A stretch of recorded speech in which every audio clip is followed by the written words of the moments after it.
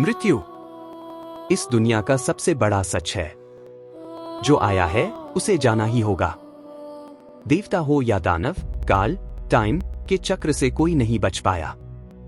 लेकिन क्या हो अगर कोई भक्त काल की आंखों में आंखें डालकर खड़ा हो जाए? क्या भक्ति मौत की लकीरों को मिटा सकती है? स्वागत है सहज शिव पर। आज हम सुनेंगे वो सच्ची कथा जब यमराज को भी हार माननी पड़ी। 16 साल के एक बालक मार्कंडेय की कहानी, जिसने हमें दिया मृत्यु को जीतने वाला महामंत्र, महामृत्युंजय मंत्र। प्राचीन काल में ऋषि मृकंडू और उनकी पत्नी मरुदमती बहुत दुखी थे क्योंकि उनकी कोई संतान नहीं थी। उन्होंने कठोर तपस्या करके भगवान शिव को प्रसन्न किया। भोलेनाथ प्रकट हुए, लेकिन उन्होंने ऋषि के सामने एक धर्म संकट रख दिया। शिवजी बोले, मुनिवर, आपके भाग्य में संतान सुख तो है, लेकिन आपको एक चुनाव करना होगा। विकल्प एक ऐसा पुत्र जो 100 वर्ष जिए लेकिन वह बुद्धिहीन और दुराचारी हो। या विकल्प 2, एक ऐसा पुत्र जो अत्यंत ज्ञानी और गुणवान हो, लेकिन उसकी आयु केवल 16 वर्ष होगी। ऋषि और उनकी पत्नी ने बहुत सोचा। एक बुरा बेटा 100 साल तक जीने का क्या फायदा?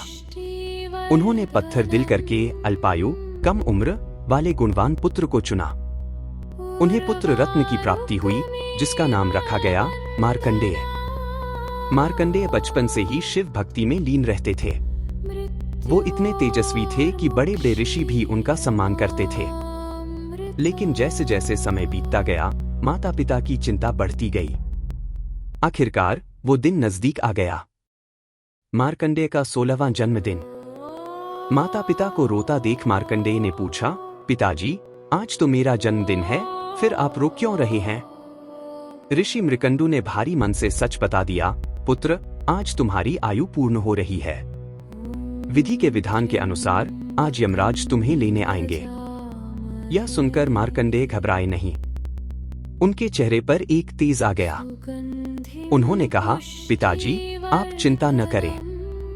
मैं महाकाल का भक्त हूँ, मुझे विश्वास है कि महादेव मेरी रक्षा करेंगे।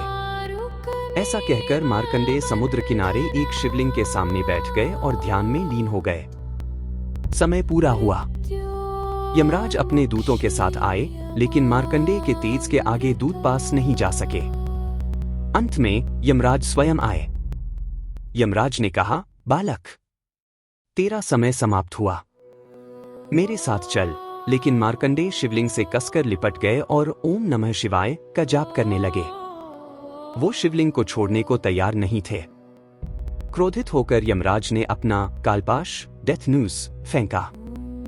वो फंदा मार्कंडेय के गले में पड़ने ही वाला था कि वो जाकर शिवलिंग पर गिरा। और तभी अनर्थ हो गया। यमराज का फंदा महादेव के शिवलिंग पर जो पड़ा, प्रलय जैसी गर्जना हुई।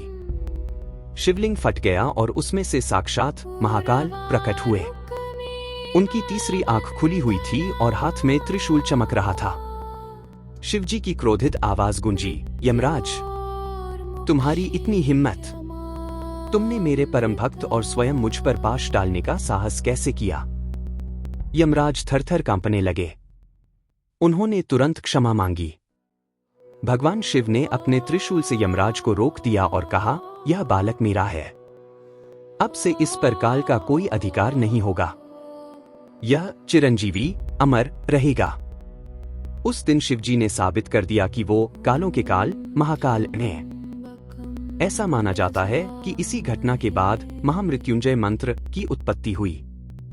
त्र्यंबकम यजामहे सुगंधिं पुष्टिवर्धनम उर्वारुकमिव बंधनान् मृत्योर्मुक्षीय मामृतात्।